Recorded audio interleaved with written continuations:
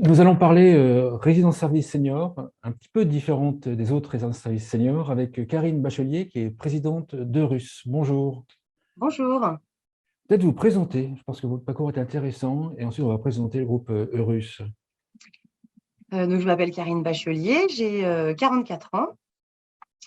J'ai une expérience dans le secteur de la santé, plus particulièrement du médico-social.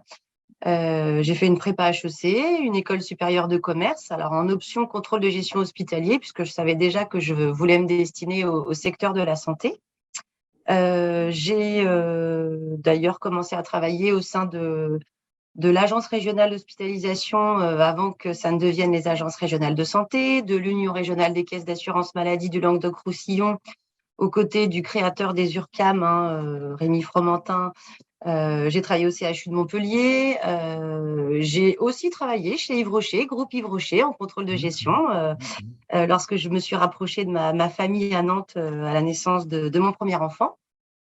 Et puis à 27 ans, j'ai eu la chance et l'opportunité de devenir directrice d'une maison de retraite. Ça a toujours été dans mes objectifs, en fait, de travailler, en tous les cas, de diriger une maison de retraite. Donc, j'ai dirigé une maison de retraite associative pendant 4 ans.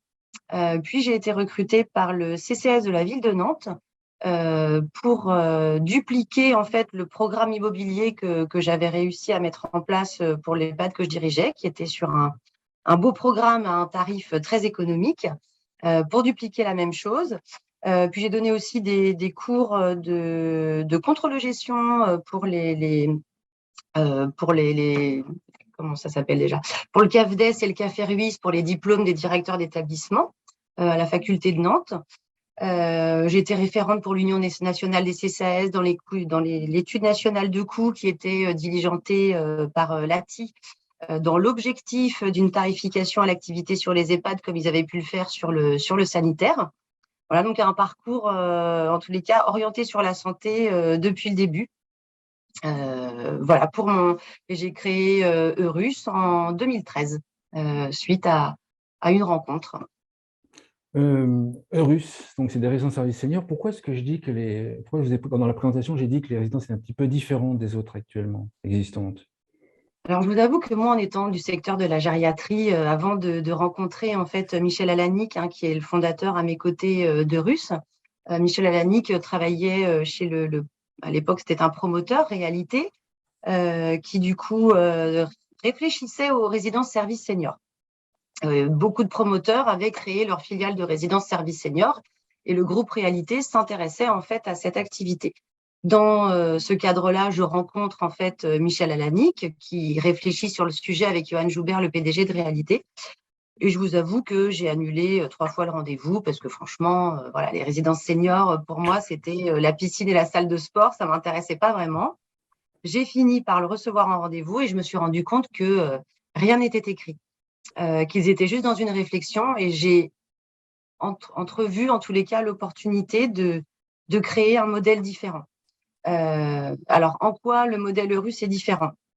Le modèle Eurus est différent déjà, alors pas d'un point de vue immobilier, parce qu'une résidence senior, c'est une résidence senior, des appartements, des espaces communs à partager. Mais ce qui nous différencie déjà, premièrement, c'est un pack de services unique et identique pour tous les résidents. Ce pack de services unique et identique pour tous les résidents, pour moi, c'était indispensable. Je ne vois pas comment on peut fonctionner en fait dans le quotidien avec des services à la carte. Les personnes âgées n'ont pas des besoins qui sont constants tous les jours. Et vous pouvez pas dire, Madame X, je suis désolée, il fallait prendre vous avez pris par le forfait jaune, il fallait prendre le forfait violet. Donc, à demain. Ça D'accord, marche pas comme ça, en fait. Les d'accord. besoins d'une personne âgée sont pas identiques tous les jours. Il y a des jours avec et des jours sans. Et pour moi, déjà, ça, c'était un point indiscutable qui était une force de l'EHPAD, en fait, d'avoir un service identique pour tout le monde. Donc, on est les seuls, en fait, à proposer un pack de services unique et identique. Et ce pack de services, en fait, il est très orienté sur la prévention. Parce que du coup, on n'attend pas que la personne âgée vienne à nous. On va sans cesse vers la personne âgée pour justement éviter finalement les écueils qu'on peut rencontrer au domicile, avec des difficultés qui sont pas forcément anticipées, qui sont pas on n'est pas forcément dans la prévention, on arrive à des situations de crise et là, c'est à nous, en tant que professionnels, en fait, de pouvoir anticiper. Donc, pour ça, il faut aller vers les résidents. Mais forcément, un pack de services qui prend alors une partie de prévention, bien évidemment. On a une infirmière coordinatrice au sein de nos résidences qui est là aussi pour améliorer le parcours de santé de la personne âgée. Ça, c'était très important aussi, c'était l'expérience. C'est ce que fait une infirmière au sein d'un EHPAD. Elle ne prodigue pas de soins, en fait, ou très peu. Elle est plutôt là en lien avec le médecin généraliste, en lien avec l'hôpital, en lien avec les spécialistes, en lien avec le kiné. Et pour moi, c'était vraiment l'objectif, finalement, d'améliorer le parcours de santé de la personne âgée. Et il fallait évidemment, si on accueille des personnes qui commencent à être en situation de fragilité, il fallait forcément avoir un accompagnement, en tous les cas, à la perte d'autonomie. Et finalement, le dispositif de l'APA tel qu'il existe aujourd'hui sur le domicile est plutôt avec des montants assez conséquents par rapport au ratio de personnel qu'on peut octroyer en EHPAD. Et pour moi, c'était finalement la résidence senior, c'est un format de domicile. Il n'est pas nécessaire de laisser les personnes âgées dans une chambre d'EHPAD. Autant que chacun choisisse la taille de l'appartement qui lui convient, en fonction de son budget et de ses choix.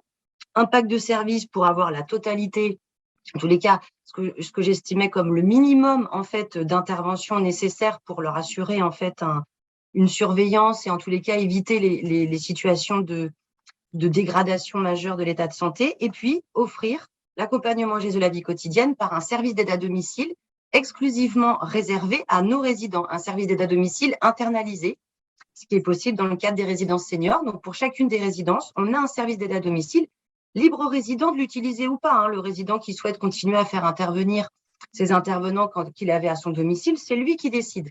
Mais en ayant finalement ce service d'aide à domicile internalisé, ça nous permet d'accompagner les premiers signes de fragilité, la perte d'autonomie, les retours d'hospitalisation et finalement éviter des entrées en EHPAD qui sont, qui en tous les cas, qui étaient à l'époque souvent trop prématurées. C'est pas parce que vous êtes un GIR 3-4 que vous avez besoin qu'on vous aide à faire votre toilette le matin et à mettre votre pantalon que vous devez aller en EHPAD. D'ailleurs, aujourd'hui, ces personnes ne trouvent plus leur place en EHPAD puisqu'on accueille principalement des personnes avec des pathologies neurodégénératives. Pour autant, si depuis des années ils venaient, dans ce type d'établissement, c'est bien parce qu'il y avait un besoin. Et entre la résidence senior classique, plutôt et clairement affichée, plutôt sur des personnes autonomes qui viennent chercher du lien social, oui, il en faut.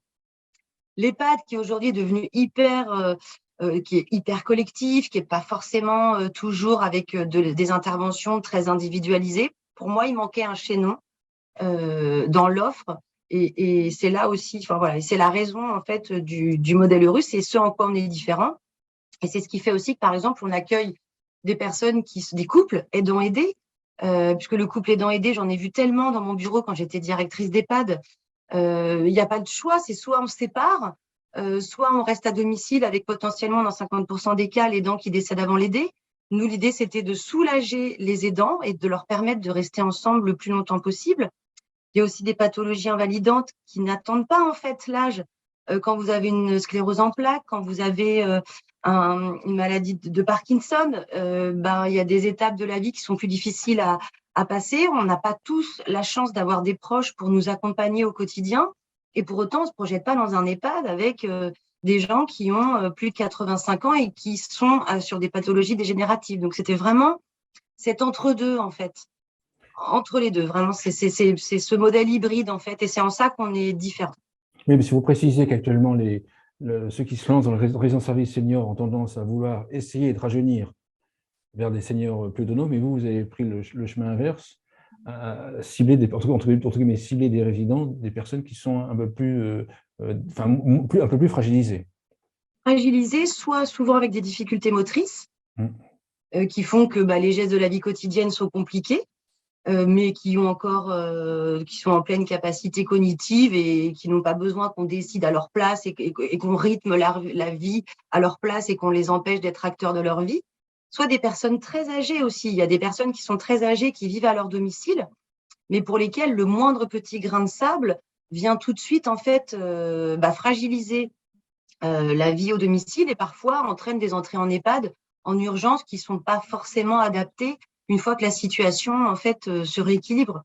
Donc c'était vraiment en fait offrir cette solution par rapport à cet entre-deux nécessaire et aussi parce que lorsque j'étais directrice d'EHPAD, J'avais 50% de résidents qui étaient autonomes. Alors, c'était il y a 15 ans, hein, il y a 15 ans, ça existait encore.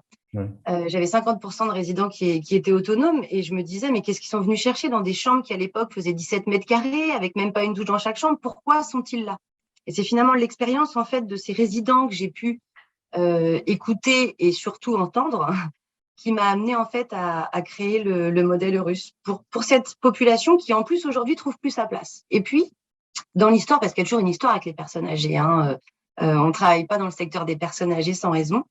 Ma grand-mère travaillait dans une maison de retraite lorsque j'étais enfant, Ah oui, mais d'accord, il y a quand même… avant que ce soit des EHPAD, quand ça s'appelait vraiment des maisons de retraite, et quand le personnel faisait un petit peu tout. Moi, ma grand-mère, j'arrivais dans la cuisine, à l'époque, on pouvait rentrer dans la cuisine, hein, j'arrivais dans la cuisine, je goûtais la crème au chocolat qu'elle avait préparée, j'allais l'aider à sortir le linge en lingerie, puis j'allais l'aider, en fait, enfin l'aider, ou plutôt l'accompagner, à coucher les résidents. En fait, voilà, sur ces lieux de vie où on partageait beaucoup et où les personnes, oui, à un moment, on peut être en difficulté motrice, mais c'est pas pour autant qu'on a besoin d'être dans un format hyper collectif. Donc, j'imagine que vous devez avoir des résidents qui viennent, des nouveaux résidents qui viennent d'autres résidences services seniors, qui Oui, deviennent trop dépendants physiquement, puis mentalement, enfin, je vais dire normaux, entre guillemets, ils sont alertes, et qui arrivent chez vous, en fait. c'est ça. Et je vous avoue que, alors, sur certaines situations, nous ne comprenons pas, en tous les cas, quelles étaient les difficultés. Parce que chez nous, il n'y a pas de problème.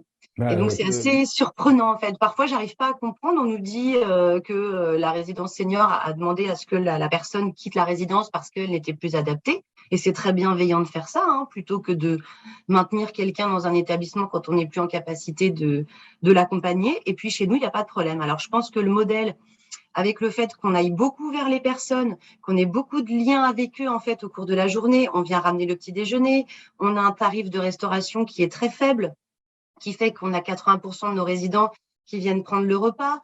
Le fait que les animations soient comprises dans le pack de service et non pas avec une surfacturation fait que du coup les résidents viennent beaucoup à nous avec du personnel qui est présent oui, 24 heures sur 24. Je pense que du coup ce cadre ouais, c'est vient ça. finalement apporter en fait, en tous les cas, une différence et qui pour nous en fait ne nous met pas en difficulté. Au final, on peut imaginer qu'elle est dans une résidence russe coûte plus cher que dans une résidence, dans une autre résidence, puisqu'en fait, tout est compris à l'intérieur, enfin, vous avez un pack. Est-ce que c'est plus cher au final? Alors ça ne l'est pas parce que du coup, tous les locataires chez nous, puisque le pack de service il est obligatoire, les charges fixes sont Ah oui, divisées par la totalité des locataires. d'accord. Ouais, Donc d'accord. finalement, c'est un parti pris qui fait que oui, nous affichons un tarif facialement qui est supérieur, mais, Mais tout compris, mais tout mais tout compris. compris. C'est Alors ça. que quand on vient rajouter des options, bah, il s'avère que nous sommes bien souvent moins chers finalement à service identique.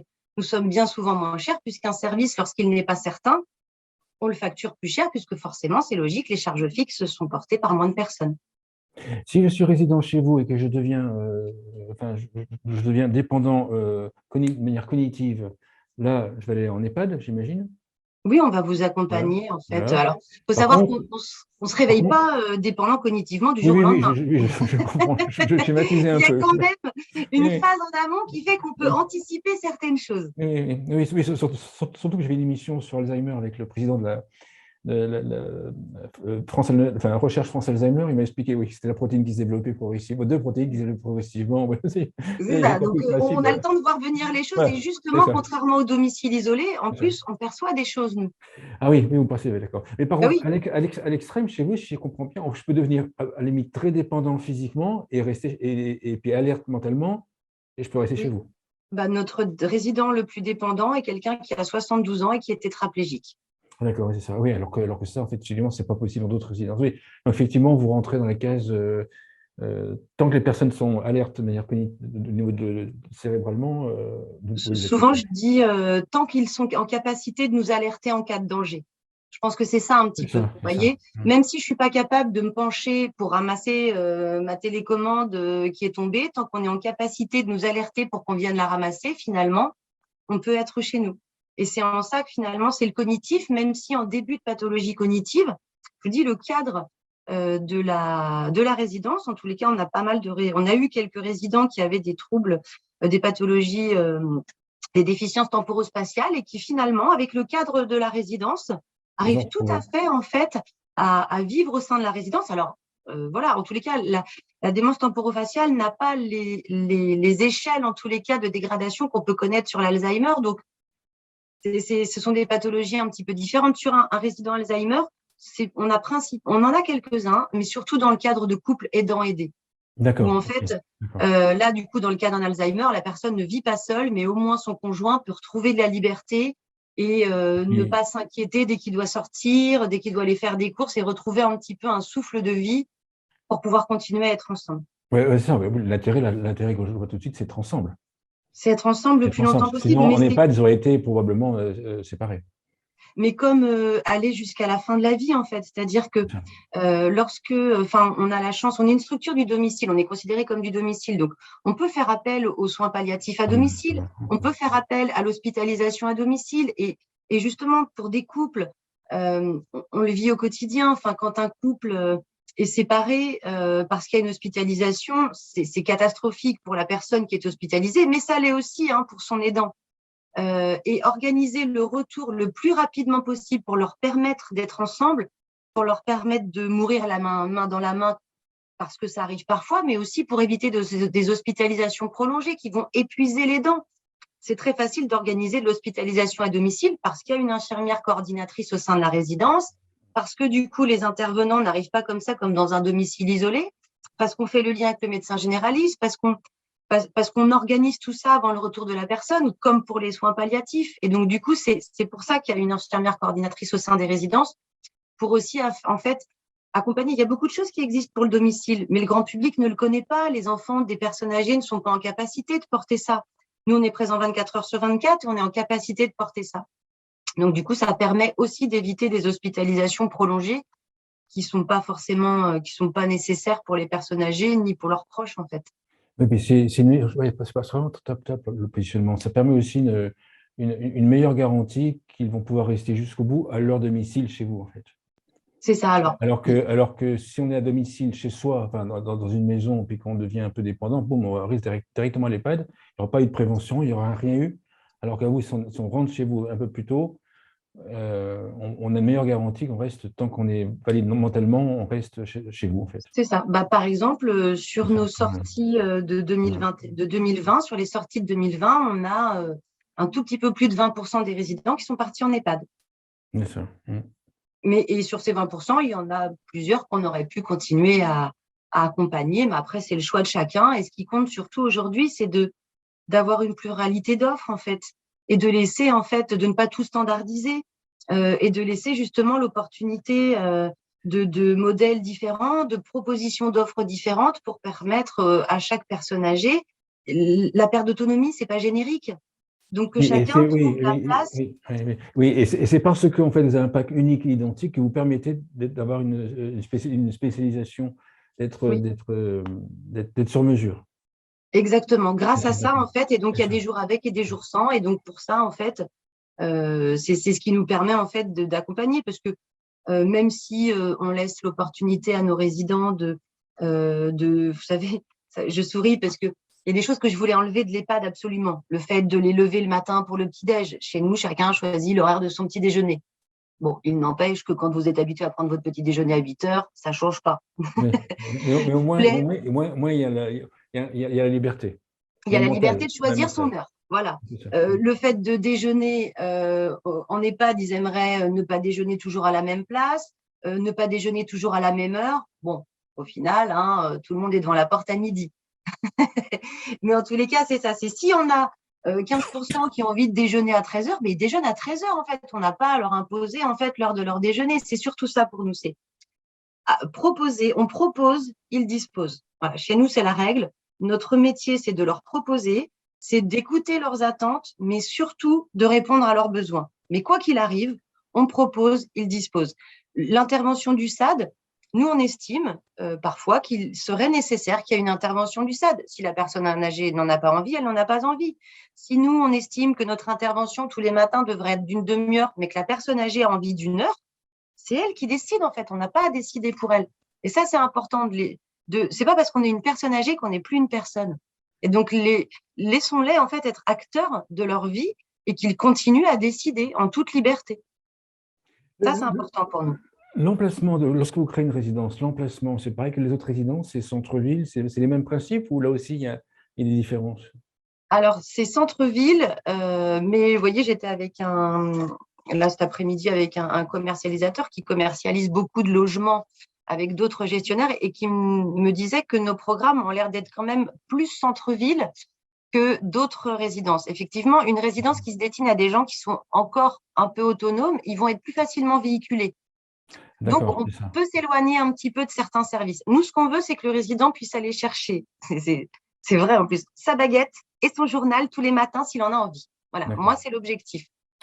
Qu'on d'accord. puisse continuer à faire ça, au moins ce geste-là. L'idée, c'est de les soulager de plein de choses dans leur quotidien pour qu'ils continuent à faire ce qu'ils ont envie de faire. Et donc, pour ça, bah voilà, aller chez le coiffeur à pied, aller se chercher des gâteaux si on en a envie à la boulangerie d'à côté, mais sans avoir la contrainte d'aller faire ses courses, sans avoir la contrainte de prendre son véhicule. Donc, je dirais que c'est peut-être un peu plus central, en tous les cas. Pour nous, ça, c'est important, très peu de nos résidents sont motorisés aujourd'hui. Parfois, certains rentrent avec une voiture, au bout de quelques mois, ils la revendent Oui, parce que finalement, ils n'en ont j'imagine. plus besoin. J'imagine. Dans 10 ans, vous aurez combien de résidences? Dans 10 ans, on aura au moins 40 résidences. D'accord. Actuellement, il y en a combien? Alors, il y en a 6 d'ouvertes, 6, d'accord. mais il y a déjà 25 résidences qui sont en chantier, en permis de Ok. construire, enfin, qui sont lancées, qui ont déjà des investisseurs en face. Voilà, donc le développement s'est un peu accéléré ces dernières années. Au début, on a suivi aussi le développement du groupe Réalité. On fait partie Oui. d'un groupe qui, à la base, était sur le Grand Ouest. C'est pour ça que nos premières résidences sont sur le Grand Ouest. Et puis, Réalité s'est ouvert, en fait, au niveau national. Et en fait, on suit le chemin du groupe. Et puis, il y a des opportunités de marché aussi, hein. Il y a des territoires où vous vous rendez compte qu'il y a un tel besoin, alors, il y a un besoin aujourd'hui, mais vu le raz-de-marée démographique qui s'annonce, on a intérêt d'y aller très vite parce qu'il faut 4 ans entre la découverte d'un terrain et l'ouverture de la résidence.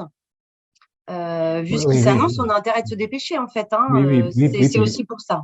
oui, puis votre positionnement, si je réfléchis à haute voix, il permet aussi de, comme il va manquer, alors si on croit l'adresse oui, qui dit qu'il manque 108 000 ou 118 000, je ne sais plus, places d'EHPAD. 110 000 places, enfin 40 000 places d'ici 2024. Il disait ça C'est en ça. Ouais, 2018. ouais, c'est ça. 40 Donc 000 en places fait, d'ici 2024 et on n'en a pas fait. nous sommes dans les choux parce qu'il faut longtemps pour créer un EHPAD, donc c'est déjà cramé. Une ville, juste pour qu'on se rende compte, ceux qui nous écoutent, sur une ville comme le Grand Lyon, il va manquer 21 EHPAD par rapport à cette étude.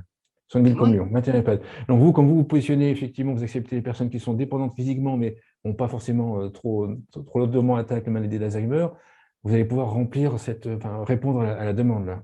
c'est ça. C'est vraiment créer Ouais, très finalement très bien. une alternative à l'EHPAD sur un Ok. format différent, un format domiciliaire, Mm. mais pas sur un format hôtelier en fait. Parce que les attentes, oui, c'est de l'hôtellerie, clairement. Mais les besoins, c'est pas la même chose. Attendez, là, vous parlez, vous jugez, vous êtes domiciliaire et pas hôtellerie. Non. Voilà. C'est du domicile, c'est un format de domicile, sauf que le domicile, c'est pas forcément le domicile Oui. historique. Le Mm. domicile, c'est vivre chez soi, choisir qui rentre chez soi, Ça aussi, c'est une faire différence. ce Vous voyez, qu'on veut chez ça aussi, c'est soi. une différence. Ça aussi, c'est une différence. Il y a d'autres résidences services seniors qui se sont dit, voilà, nous, on est carrément un hôtel, hein.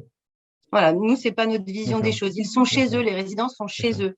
d'accord. Et cette vision, en fait, oui, le besoin, les premiers besoins peuvent être des besoins d'hôtellerie, mais ça correspond aussi à une Oui, mais certaine frange oui. de la population qui peut être un petit peu plus aisée. C'est pas du tout notre cœur de cible, en fait. Nous, c'est vraiment pour ceux qui, on peut continuer à vivre chez soi, sauf que tout le monde voudrait rester vivre chez soi le plus longtemps possible. Je veux dire, je comprends même pas quand il y a des sondages que ce ne soit pas 100% des gens. Oui. Hein, voilà. Oui, moi, Maintenant, je vais aller en EHPAD. Je vais aller en EHPAD. Oui, donc, ouais, ah non, bon, je veux il y en dire, a un. 100% des gens ont envie de continuer Oui, à vivre chez eux bien sûr. jusqu'au bout. C'est Bien sûr. logique, sauf qu'il y a un moment où ce n'est pas possible sans l'accompagnement des proches qui s'épuisent, et parfois des proches qui n'existent même pas. Donc, il faut forcément, en fait, à un moment, avoir de l'accompagnement extérieur et ça coûte trop cher. Voilà, si on pouvait tous avoir quelqu'un 24 heures sur 24 chez nous, individuel, on le Oui, ferait. c'est ça. Oui, oui, c'est Mais ça. c'est pas D'accord, possible bien sûr, économiquement, c'est tout. Donc, c'est bien pour sûr. ça que il faut recentrer tout le monde, en fait, sur un même lieu pour pouvoir offrir, du coup, des services qui sont les services minimums attendus et partager, finalement, cette charge. Super. Une conclusion à l'émission? Une conclusion à l'émission, voilà, juste moi, Le message, c'est il faut arrêter en fait de vouloir faire rentrer les établissements pour personnes âgées dans des cases. Nous-mêmes, nous ne rentrerons pas dans des cases et laissons en fait la pluralité de l'offre. Laissons justement les porteurs de projets qui viennent du terrain inventer des solutions différentes. Et puis surtout, regardons tous les personnes âgées parce que aujourd'hui, c'est nos grands-parents, nos parents, demain, ce sera nous. Arrêtons de ne pas regarder la vieillesse en face parce que la vieillesse, ça peut être beau. Et si on ne regarde pas la vieillesse en face, comment est-ce qu'on fera pour réellement trouver les solutions adaptées au raz-de-marée démographique qui arrive demain, mais aux solutions adaptées pour nos parents après-demain et pour nous encore après-demain. Voilà. Super. Merci Karine. Karine Bachelier, je rappelle que vous êtes présidente d'Eurus. Merci beaucoup. Merci.